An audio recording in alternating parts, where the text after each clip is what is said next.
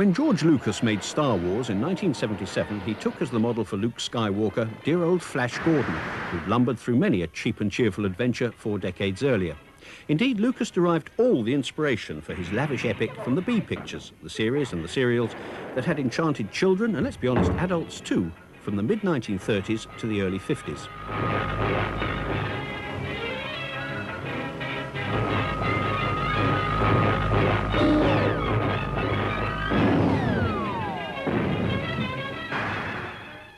The B picture was a child of the Depression. As people grew poorer, the traditional cinema fare of a feature film propped up by a cartoon and a newsreel was no longer considered to be value for money. So to recapture the declining audience, the double bill was invented, a 3-hour programme in which the main feature, starring Gable or Tracy or Garbo, was humbly supported by an impecunious poor relation of a B picture, a western perhaps, or some species of series or serial. Whatever its content, the B movie was made for peanuts and usually in not much more than a week. And here was the beauty of it.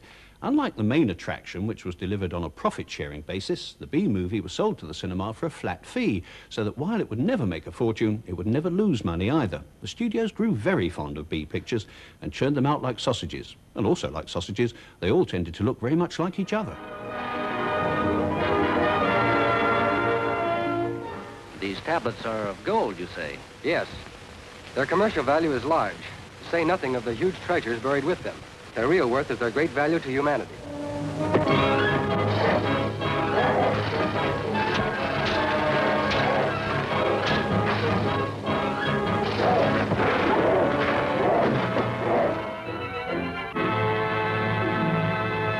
I don't expect, I command.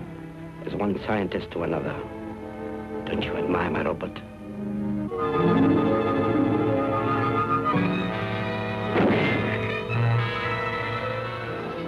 It's Rocky against an outlaw horde, setting a thrill-a-minute pace into tough adventures. If you really like dangerous excitement, ride with Rocky Lane, the Frisco Tornado.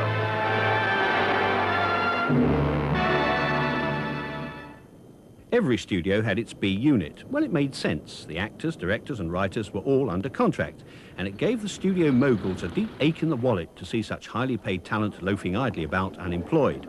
Better they should make B pictures than do nothing. But though all B units might have been equal, some were more equal than others, and the MGM unit was the most equal of all. We had better things to steal.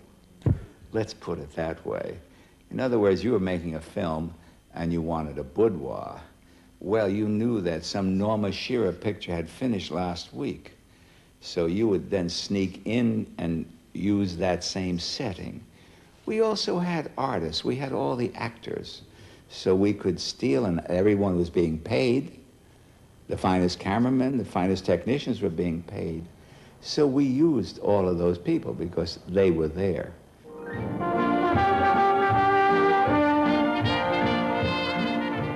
Real stars rarely appeared in B pictures. It would have been a waste of their time and box office appeal. Quite often, though, the Bs were used as a minor showcase for performers who the studio thought might have potential. Thus, in the Andy Hardy series, Mickey Rooney was provided with a succession of new girlfriends, each, as it were, being run up the flagpole to see if the audience saluted her. Lana Turner and Judy Garland were tried out in this way. Hey, Cynthia, wait a minute. Cynthia. Pardon me, Mr. Hardy. I'm not in the habit of being practically knocked down by casual acquaintances. Casual acquaintances? What are you mad about? Well, there are plenty of other boys I could go around with. Oh, no, you can't go around with anybody else except me. I don't even have to go to the dance with you. Oh, yes, you do. You promised. I wasn't crazy about Beezy, but at least he didn't go out with other girls. One day, Sam Marx, story editor at MGM, presented the studio with a script he'd written. Being proud of his work, he naturally wanted to see it filmed with a big star. They found a young actor with the incredible name of Arlington Brew, and they put him in. I went to Louis B. Mayer, who I had an open door to, and I said, Mr. Mayer, I did this kind of just for you and just for the studio. I wish you'd put Clark Gable in it. I think it's good enough for him. And he gave me a great lecture about how Arlington Brew, who was now going to be renamed Robert Taylor, was a potential $1 million star to the studio. Gable was already there. So that was what the B pictures were for, was to use them as training grounds for actors that they thought had great possibilities. Listen, Sprout, young doctors can't afford to get soft on girls, so never let me catch you at it. All right, Papa. No, I mean it. You want to get ahead in this profession, you've got to travel alone and light. Yeah, you got it all figured out, haven't you? You betcha. Well, then answer this one, Professor. What if a young doctor falls in love with a girl and she feels the same way about it? The B unit was the conveyor belt of the studio. Never mind the quality, feel the width. Good was nice, but on schedule and on budget were better. So for the actors, the B unit was an invaluable but tough school in which to learn their craft. The B unit would turn out a film every 5 days. And you had to work awfully hard. And the hours were usually from 6 in the morning until 10, 11 at night. And you had to learn your craft. It was important that you learn your craft. Learn how to learn lines and how to deliver on the spot. And you never were allowed over 2 takes. You know, if it wasn't good on the first or second take, they'd say, print it anyhow, you know. So it put you to a point where you could go on the set of any studio, on any film, and boy, you were ready. You'd been through the mill. I mean, you can go into a picture with $10 million, and it's all, but to do a B picture in 6 days, you've got to be inventive, and you've got to know how to improv. We never stopped the camera. We let it roll. Let it go. At Warner Brothers, they had their own brand of B pictures. What they did was to regurgitate their old hits, the cops and robbers movies that were their trademark, rather like using the remains of the Sunday joint to make rissoles. Brian Foy, director of the first all-talking picture, Lights of New York, was appointed head of the B unit.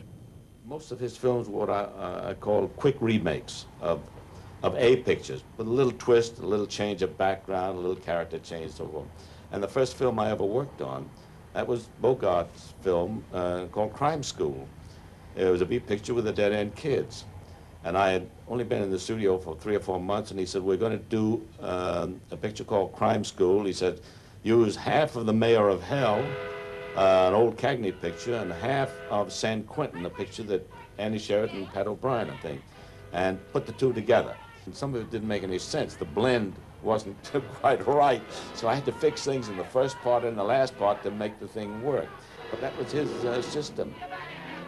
Hey, what happened? One of the boilers blew up. Everybody out? I think so, Mr. Braden. All right, clear that out. All right. Mr. Bates, White's missing. You sure? Yeah, he must have got caught down there. You can't go down there. The other one's liable to blow any minute. All right.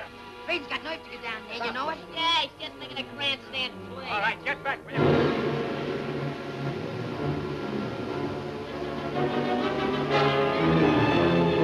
You don't have the nerve to do it, neither would I.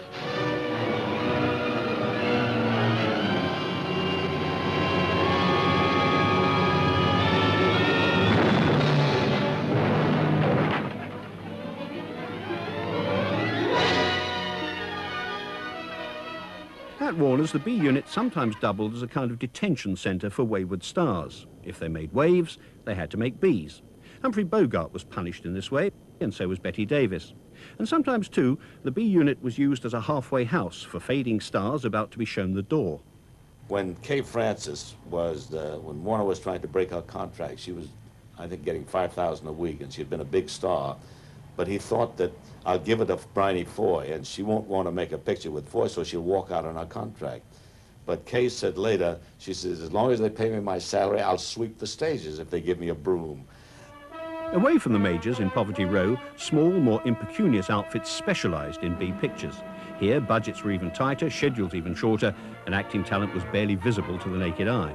Among these minor studios, Republic ruled, specialising in Western series and serials. Here, the young John Wayne was given a second chance after his failure in The Big Trail. What's the job? Protecting me and my interests. The law's on my side, but the sheriff's gone and these ranchers may start trouble. I need a gunman. Fair enough. I'll take the job. Now, how about these Dentons? I've made them an offer they can't refuse. Well, why pay them anything? Just drop a charge of dynamite down their well and collapse it. They'll have no water, and then, like the rest of the ranchers, they'll have to sell out for nothing. That's an idea. Send in the boys.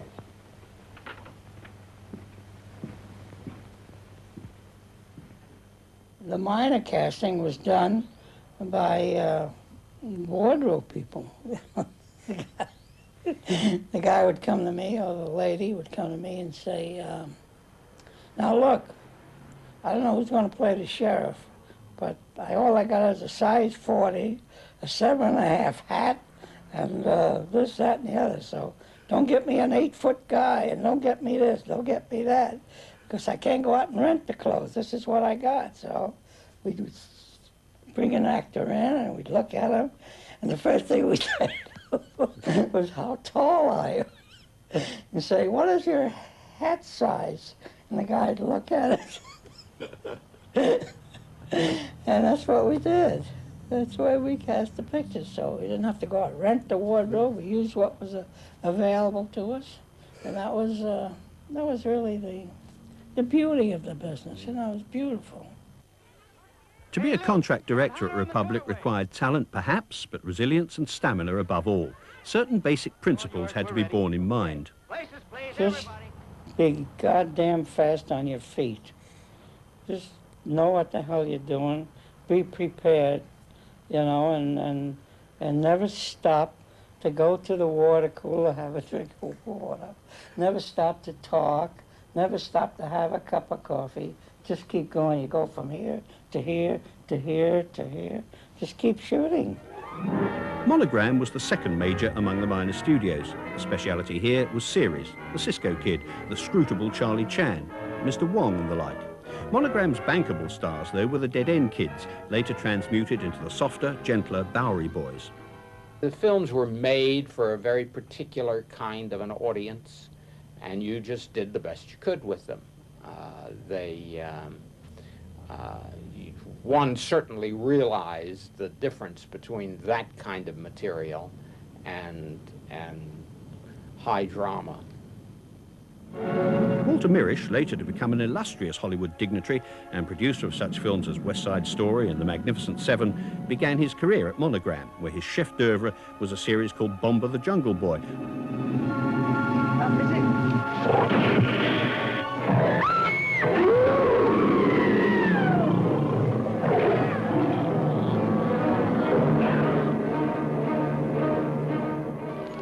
Tell me when you're ready, and I'll show you some action. Ready. One way to pretend that your cheapo quickie was actually a big outdoor epic was to use stock footage. It didn't always work.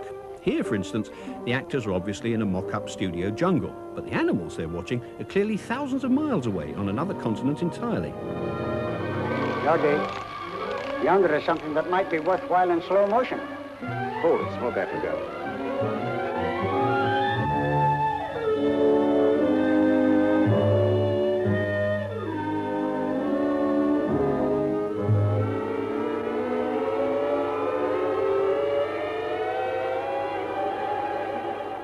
In the 1950s, Monogram, carried away with ambition, merged with its own subsidiary Allied Artists to make films with bigger budgets. Even so, the results were not exactly A pictures. A great many rather good so-called nervous B films came out of that period, films that I'm really still quite proud of. The Invasion of the Body Snatchers, for example. The Phoenix City Story, Riot in Cell Block 11. Films of that nature, based on current social problems. Those of us who worked on them and were involved in them became very, very excited about them, and we knew they weren't going to become Gone with the Winds, but we had our hopes for them.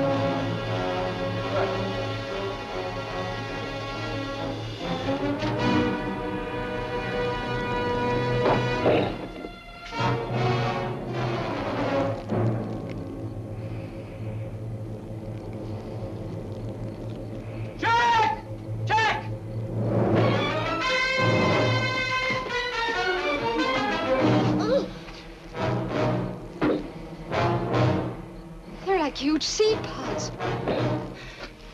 This must be the way that body in my closet was formed. Miles, where do they come from? I don't know. The B-movie was not only a training ground for eager directors with ambitions above that station, some spent their whole lives, whether or not contentedly, churning out Bs. Among them was the innovative Joseph H. Lewis, who made a virtue of small budgets. An example, in Gun Crazy, he filmed a key scene, a bank robbery, and the approach to it in one shot, a shot that lasted on screen for more than 4 dramatic and effective minutes. It lasted 2 miles. 1 mile when we entered that town, to the town, and 1 mile going out. We just kept on going. I made one take, 1 shot, and that was it. You're right, it is pretty crowded. I wonder if there's going to be a parking space. There's a car just pulled out. If we can get in there. We didn't know where we were going to park. The car that pulled out and gave them the parking spot, that was just by accident. Otherwise, they were going to double park. Everybody was jammed into the back of that Cadillac. The camera operator sat on this little board, and on top of this Cadillac were 2 sound men with mics on fish poles, and they'd swing them out to get... It was a fantastic, I thought, fantastically executed shot. First shot.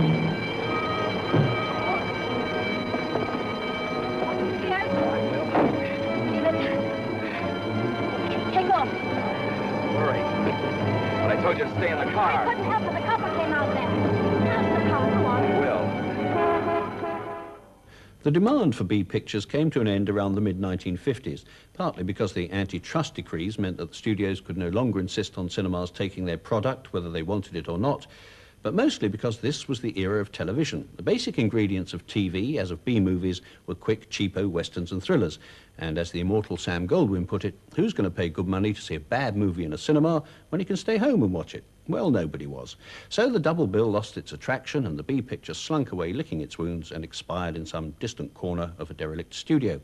But in its place there arose something in many ways virtually indistinguishable from it, the cheaply made exploitation picture. The essential difference was that exploitation pictures weren't intended to be the bottom half of a double bill. They were made by independent producers to appeal to a specific audience, which the major studios had overlooked, the newly affluent teenagers. Often, such films were shown in drive-in cinemas, and if 2 of them played together, what you had was a bill with 2 bottom halves. The colossal beast. A double movie theater thrill with attack of the puppet people. Toy people, living, loving, fighting. Of the new independent companies, American International Pictures, AIP, was easily the most prolific, sometimes seeming to turn out an exploitation movie every hour on the hour. What is an exploitation movie? Well, it's not, though some people believe otherwise, one that exploits sex and violence. The official definition, rather, is of a film that exploits a topical headline, trend or situation. AIP, though, went a little further, also exploiting the expectations of its youthful audience by titillating it with sensational titles. Teenage Caveman and How to Make a Monster. We started with a title because we figured we had to have a hook to bring them in, and the title was going to be the hook. I Was a Teenage Werewolf, The Amazing Colossal Man, The Day the World Ended, Hot Rod Girl, pictures of that kind. Then we would do the artwork, and we would send it out to people that we had respect for to see whether or not the title and the artwork was likely to bring people in. Then we wrote the story. Then we made the picture. AIP made films in cycles, one of the most successful of which was the series of beach party pictures, Beach Blanket Bingo and How to Stuff a Wild Bikini and the like, mostly starring the clean-cut Annette Funicello and Frankie Avalon.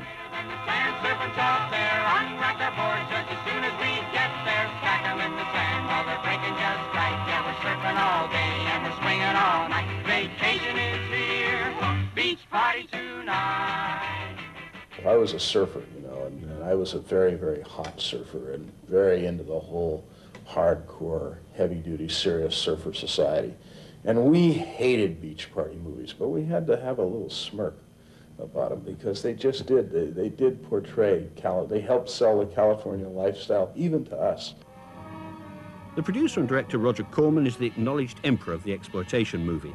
In the 1950s and 60s, he provided AIP with an almost endless succession of Apache women, Viking women, Wasp women, Swamp women, Hell's Angels, teenage dolls and teenage cavemen, and, by way of a nod towards modern technology, atomic mutations. He was just a compulsive filmmaker and a compulsive miser, and still is. As a matter of fact, our problem with Roger was contrary to the problem most people have. He would never go over budget, hardly ever. And we'd have to sometimes call him up after we saw the rushes and say, look, put some more people in the picture. They're cheap. You know, put 50 extras in. I did one film really more as a joke to see if I could do it than anything else, The Little Shop of Horrors, which was shot in 2 days and a night. Matter of fact, it was after doing Little Shop that a good friend of mine, Bob Towne, who's gone on to be a very good screenwriter, said to me, Roger, it is not a track meet, it is not how fast you go. So I never worked that fast again. Most people don't like to go to the dentist, but I rather enjoy it myself, don't you? I mean, there's a real feeling of growth, of progress when that old drill goes in. I mean, I'd almost rather go to the dentist than anywhere, wouldn't you? Yeah. Now, no Novocaine. It dulls the senses. This is gonna hurt you more than it is me. Oh, goody, goody, here it comes.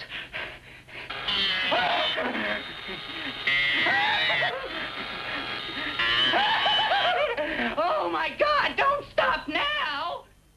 In those early days at AIP, the budgets were so minuscule that a B picture director might have derided them. Indeed, even the notoriously parsimonious Roger Corman found himself financially embarrassed when allotted a mere $29,000 to make a new film.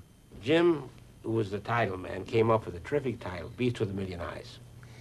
A terrific title, particularly in those days. So we did a little artwork and sent it around, and everybody loved it. So Roger went out to Palm Springs and being chased by the Screen Actors Guild on the one hand and the IATSE, the craft union, on the other. And we shot the picture, I think, in something like 7 days. See? We spent the $29,000. Now we didn't have a monster. We had to have the Beast with a Million Eyes. After all, it was the whole subject. So we got a tea kettle, and we put about 100 holes in it. You know, we couldn't put 1,000,000 holes in it. And then with the careful use of the steam, we made this into our monster. You know, the steam was going every which way and so on and so forth, and we had the Beast with a Million Eyes. And you see, you could do this sort of thing with Roger because he would always pick up on it fast.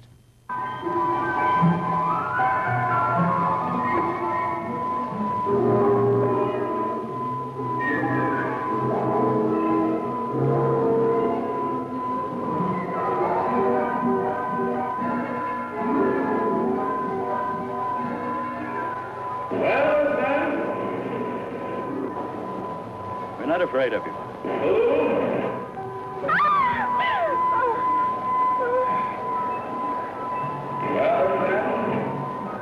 You're nothing. We're not afraid. By the early 60s, and doubtless to his own astonishment, Corman had developed a cult following among the earnest young American cineasts who hitherto had sneered at any film that wasn't European in origin. If anything was American, it wasn't good. It didn't have any class. For example, Seven Seal, that was really great. That you can say you liked. You could say you like Bergman, you could say you like certain things like that. At that time, Corman started to make the Poe films, 1960, Fall of the House of Usher. And the atmosphere is beautiful. And the use of scope and the use of color.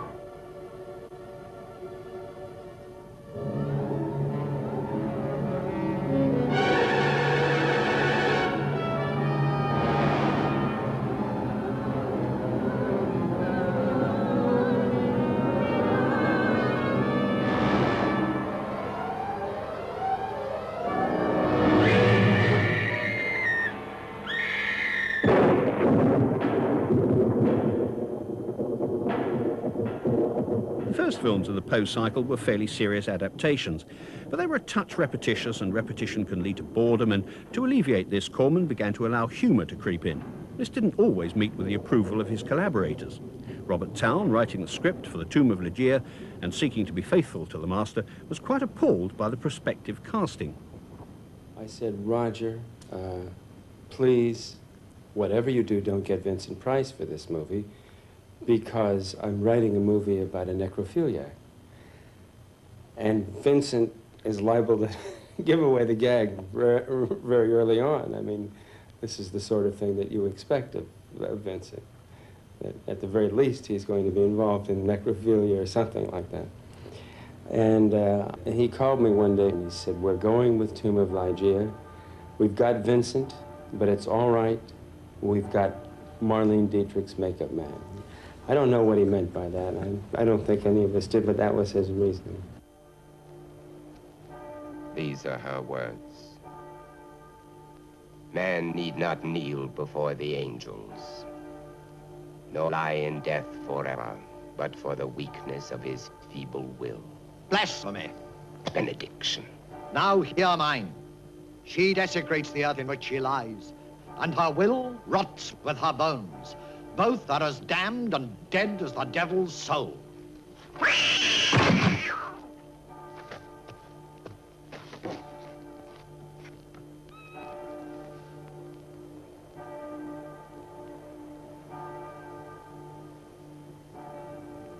A nervous contraction. Nothing more.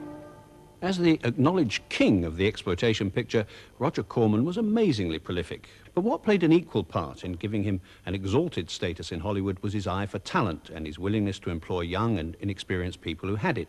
In those days, before the film schools or before anyone was taking much notice of them, it was almost impossible to break into the industry without a union ticket and a long apprenticeship. Corman had little truck with either of those things, and ignoring them both, he gave the likes of Francis Ford Coppola, Jack Nicholson, Martin Scorsese and Peter Bogdanovich their first opportunities to direct, because they were good and because they were cheap. Jack Nicholson wrote an article somewhere that I saw in which he mentioned that, and I've forgotten exactly what it says, but I'll come as close to it as I can. And Jack said, "Roger hired us all when nobody else would hire us, and for that we will be eternally grateful. He underpaid us, and for that he will be eternally grateful." Martin Scorsese, soon to become perhaps the best of contemporary American directors with such films as Taxi Driver, Raging Bull and Color of Money, made his first Hollywood picture, Boxcar Bertha, for Roger Corman. Yes, I'd just like to say, this is a holdup. Stand up. Sit down.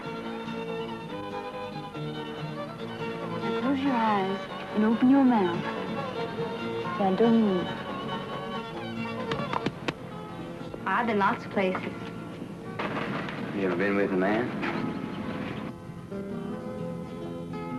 In working for Corman, Scorsese discovered there were certain immutable regulations to be observed. This was his rule. Every 15 pages, there should be, in the script, there should be a touch of nudity. Just to keep the audience interest up. Just maybe a touch of the shoulder, a little off the shoulder, a little leg, whatever. Not complete nudity, but just every 15 pages to keep the interest going.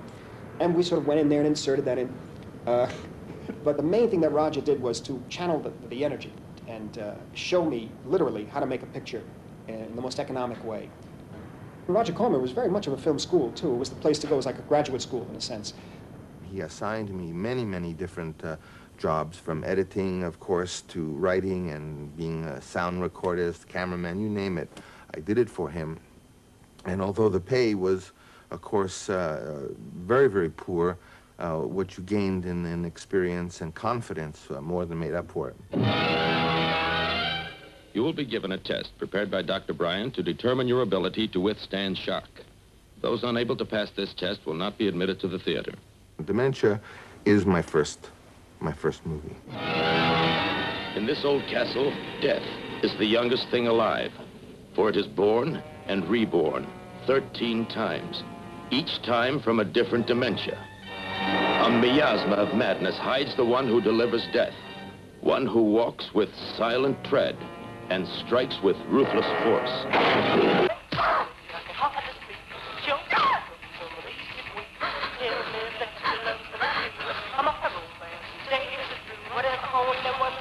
Now what do I do? I gotta get rid of him.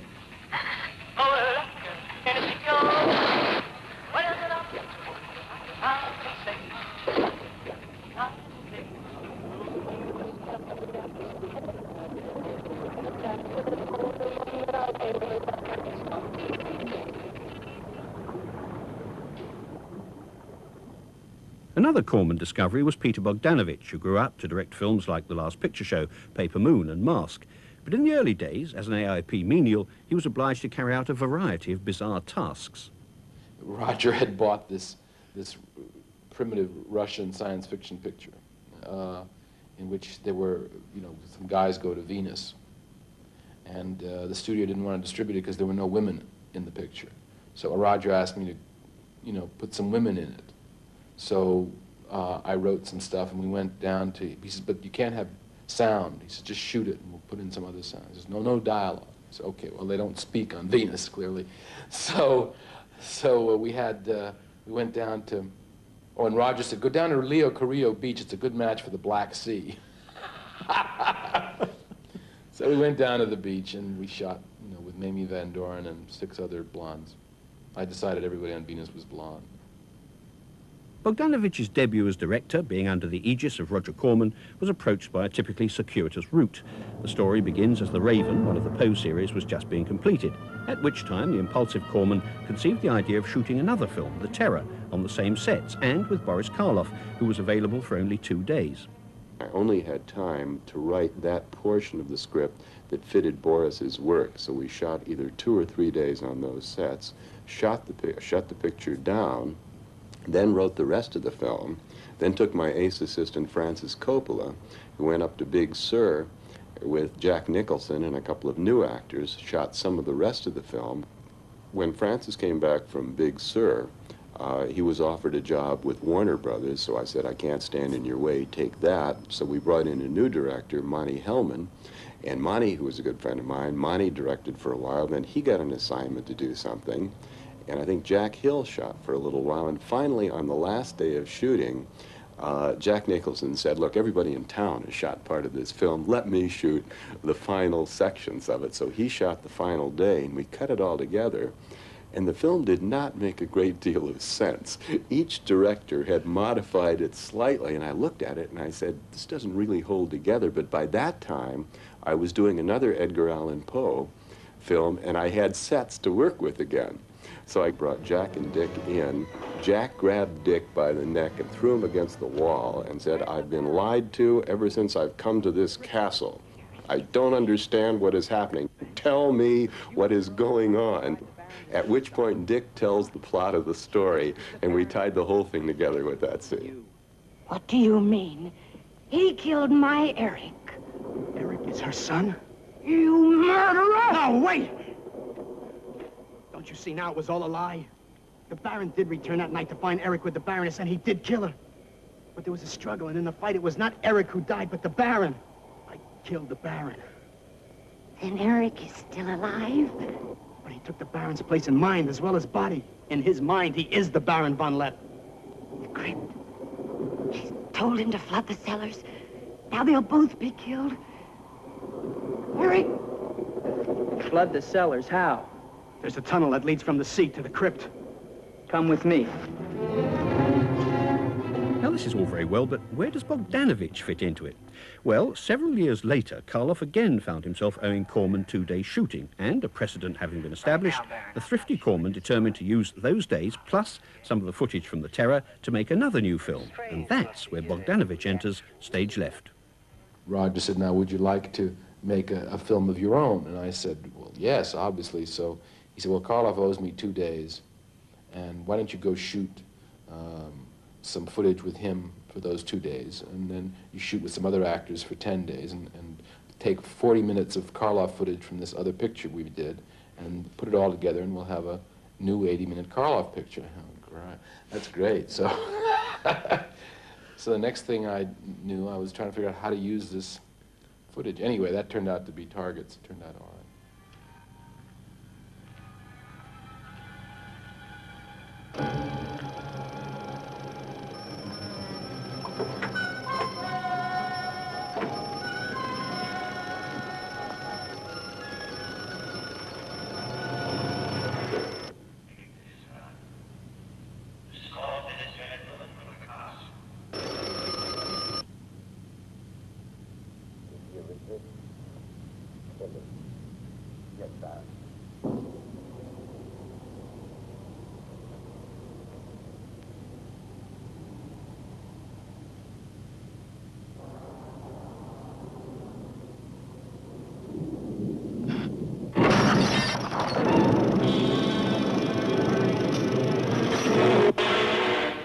Somebody's drunk.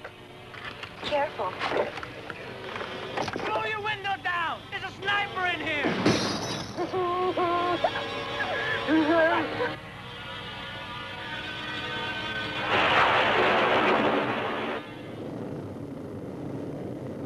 The Wild Angels started a veritable burn-up of motorbike movies and made Peter Fonda into a teenage cult hero.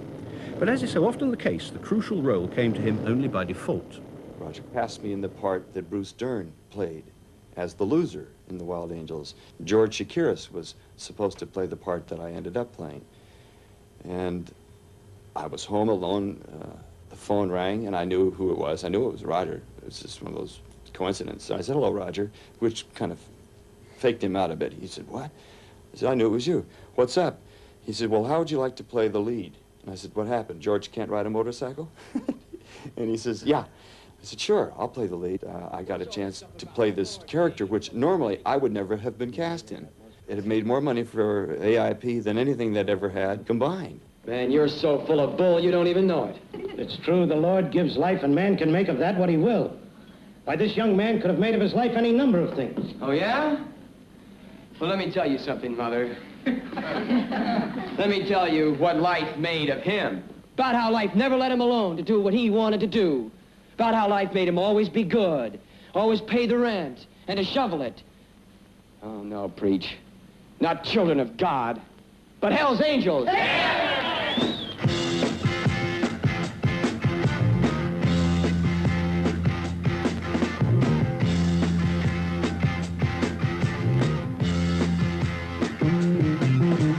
Get your motor running. Head out on the highway. Looking for adventure. Easy Rider was, slice it where you like, a B movie, and as such the most successful ever made. It cost $370,000 and grossed more than $60 million. This bonanza could have been AIP's, but for once the shrewd Sam Arkoff missed out. He was doubtful about the ability of Dennis Hopper, the first-time director, to keep to schedule or to budget. So Fonda, the first-time producer, made a deal with Columbia, never realizing what benefits would accrue to him. I knew that we would not lose money. I knew that we would make enough to pay the negative and the publication, the prints and advertising, for example. Because at $370,000, if you don't make it, and coming off The Wild Angels and the trip, I knew I couldn't lose with it. That's all we had in mind while we were writing it. We wanted to make a movie that would have a track record, so then we could make another movie. That being the idea that if you make a movie that's successful, you get another chance to make another movie. Halfway through the writing of it, we realized there was something more to what we were doing, and into the filming, we really got to touch the stone and understand that we were right on the nerve. It was all timing. It wasn't something that I contrived or tried to put together knowledgeably. It just happened the timing was right for us. You know, I thought at first that bunch over there, the mothers had maybe been frightened by a bunch of gorillas, but now I think they were caught. Oh, one of them's alley-oop, I think. Some of the beads on them. Well, one of them darn sure is not Ula. Looked like a bunch of refugees from a gorilla love-in. A gorilla couldn't love that.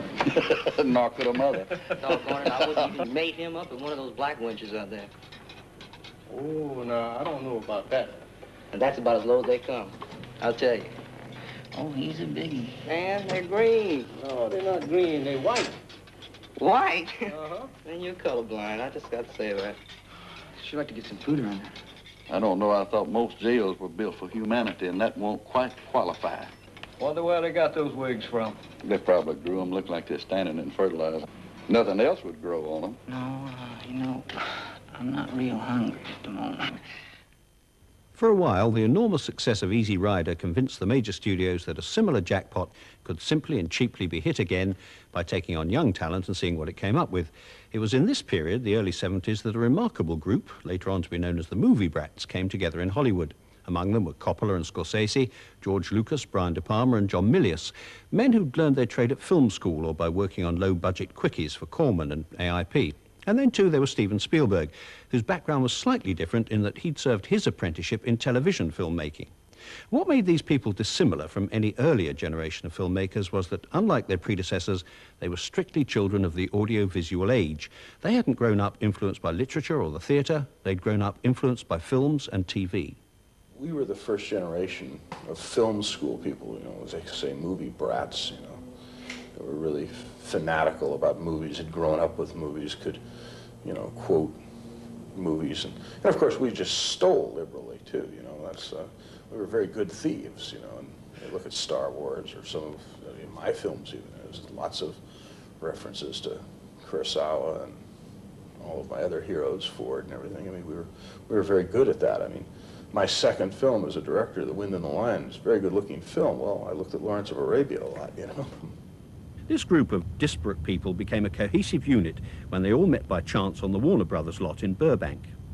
I met George Lucas at Warner Brothers. He was finishing THX, and there was a lot of problems with that. Also, Brian De Palma was a very close friend of mine from New York, and he was working at Warner Brothers at the time on Get to Know Your Rabbit, which was also in a lot of trouble. And the documentary I was working on was in a terrible amount of trouble. So, and the man who hired me out there, Fred Weintraub, was the vice president. He was in a lot of trouble. He was being asked to leave by his best friend, Ted Ashley, who ran the place. So it was a very interesting time. And we got to know Spielberg, and Spielberg was doing television shows. And so we would just sort of hang together out of misery. We would just sort of sit down and complain, and George Lucas saying, this is the worst job in the world, this is the most terrible thing, I'll never do it again. You know, I'll just never do it again. I yell and rant a lot, but I'm not doing it personally. I'm doing it at the ideas involved, because I'm just trying to make the film. Francis Coppola was the first of the brats to break into the big time, though not necessarily with such early Warner Brothers films as Finian's Rainbow and The Rain People. His success came later, but even early on, the new approach which the brats brought to the industry created misunderstandings with the movie establishment. I'm going to make the movie now, unless you can get the police to come and stop me from shooting, because I don't need Warner Brothers. I mean, Warner Brothers can waltz out on the deal, and I've got the money to make the film. Unless you can get the police, the state troopers to come and tell me to stop, there's nothing you can do, because there's no law against making a movie. And I don't. It was in fact by the merest fluke that Coppola was chosen to direct The Godfather. Francis was the only Italian director working in Hollywood. And that's why I hired him, because he was an Italian director. And that's the only reason. When I hired him, Dickie Zanuck called me and says, Bob, you're going to lose your job. The guy's crazy. John Calley called me, who was head of Warner's at the time, said, look, he owes us $600,000. We get his salary. As soon as he gets it, you're my pal, Bob. Don't hire him. He's nuts. You're going to get fired from your job. I hired him on the instinct I wanted the flavor of that Sicilian quality that he could bring out. The Godfather was in a very early period of its success as a book. It wasn't quite the big mammoth book that it became after I had already been given the job. And I was very frightened of getting once again co-opted into another project like Low Budget. It was a very inexpensive film. And in those days they wanted young directors because they wanted it cheap. Crucifixus morbus et sepulcrus, descendere inferos, tertia die resurrexera mortis, ascendere a caelos, sedere ad extra Dei Patris omnipotens, inde venturis est supplicare vivus et mortis, credo Spiritus Sancto, Sanctam Ecclesiam Catholicum, Sanctorum Communionem, remissionem peccator, donus resurrectionem, vitam aeternam. Amen. Michael Francis, Rizzi, do you renounce Satan?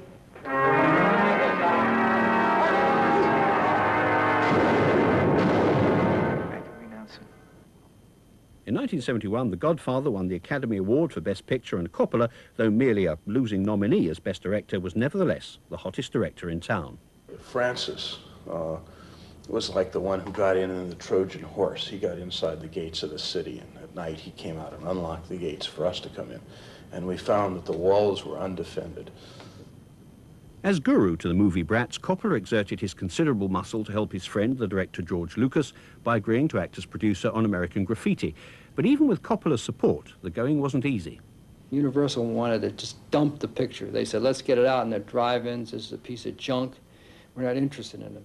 And George was conscious of the fact that music would make a tremendous difference to the film. And he went out and got a lot of music and laid the music into the film. And then the Universal people liked it a little more, but they still didn't think too much of it. And it wasn't until the film caught on that they realized that they had a very big hit. You're tired. Well, at least I don't have to pull over to the side, just let a funeral go by, man. Oh, funny. You know what? Your car's uglier than I am. That didn't come out right. Come on, boy, let's go. Prove it. Why don't you go out and try to win yourself a few races? Man, you come on back and I'll show you a few things. Oh, race him. You can beat him. Hey, it's a tough-looking girl you got with you, man. What are you doing? Trying to pick up a few extra bucks babysitting? Hey, dog, why don't you come on ride with me? In about 10 years. Now, leave her out of this. This is just between you and me.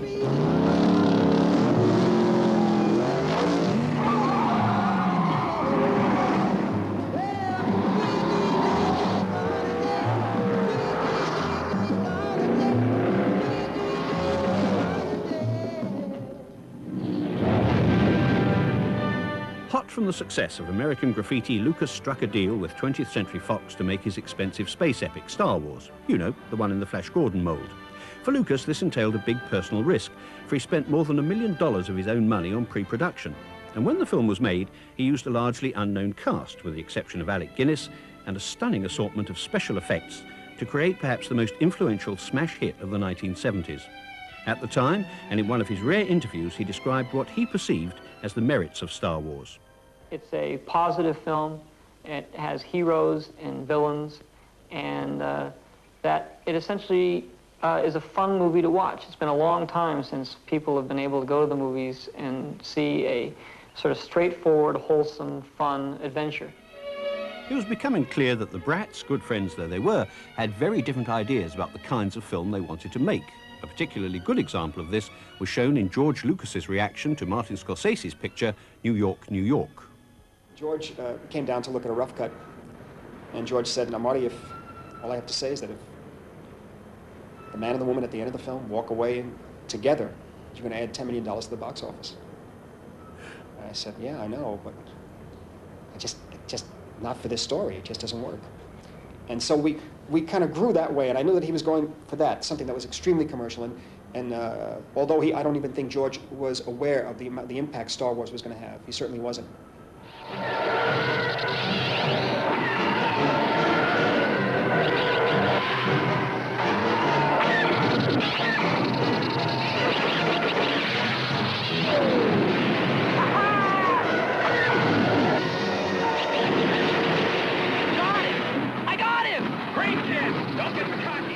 By the end of the 1970s, Hollywood and its future were firmly in the hands of the movie brats. As early as 1979, 5 of the brats' films, Lucas's American Graffiti and Star Wars, Spielberg's Jaws and Close Encounters of the Third Kind, and Coppola's The Godfather, were among the most lucrative pictures of all time. And Spielberg and Lucas, at least, went on to do even better. But what was the secret of all this financial success? Well, in part, it was to do with the fact that they were making B-movies writ large. Horror stories, science fiction, simple tales of adventure. They didn't go in much for profundities, nor even for films about grown-up people. They appealed mostly to a teenage audience, and in that respect, their line of descent came not from great directors like Ford, Hawks and Capra and their works, but from B-pics and the exploitation movies. What the brats had done was to take what were, in essence, the plots, situations and characters of old-fashioned B-pictures, pump them up with money, and turn them into financially the most successful films ever made.